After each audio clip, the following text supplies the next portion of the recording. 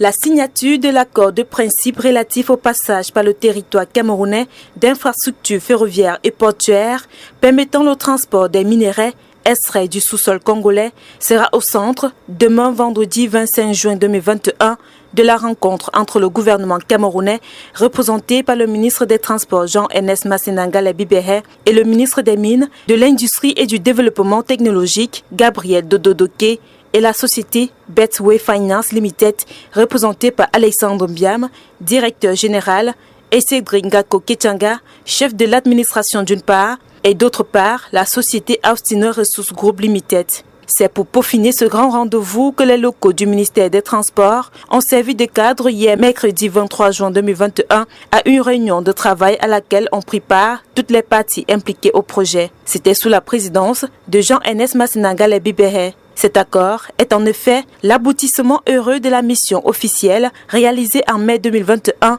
par le ministre d'État Pierre Oba, ministre des Mines et de la Géologie de la République du Congo, envoyé spécial du président congolais Denis Sassou Nguesso auprès de son homologue, le président Paul Biya. Cela fait suite à la sortie du secrétaire général de la présidence de la République, le ministre d'État Ferdinand Ngongo, qui, dans une correspondance adressée le 18 juin 2021 au ministre des Transports Jean-Ernest Bibehe, sous instruction du chef de l'État camerounais Paul Biya, a autorisé en liaison avec le ministre camerounais des Mines la signature d'un mémorandum d'entente pour la construction de la voie ferrée reliant Balam au port en eau profonde de Kribi, long de 510 km. Mus donc par une fraternité bilatérale, les deux chefs d'État misent sur l'implantation du projet de mise en valeur des gisements miniers que recèle le craton du Kasaï au Congo et dont font partie les gisements de Kout et Balam en République du Cameroun, ainsi que 3 gisements en République du Congo. Cet accord fait également suite à l'attribution à Sangha Mining Development de 3 permis d'exploitation industrielle dits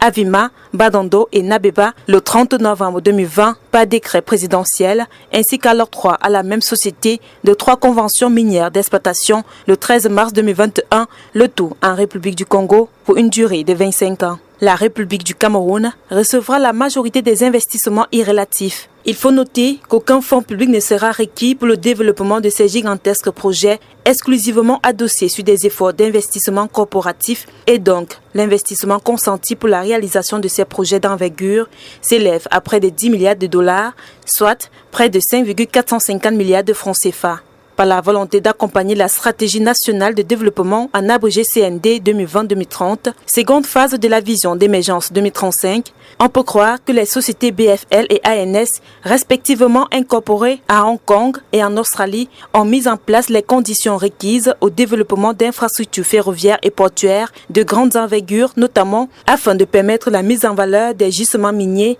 que recèle le craton au Congo pour le plus grand bénéfice des deux pays en quête d'émergence, notamment en termes d'emploi et de retombées fiscales.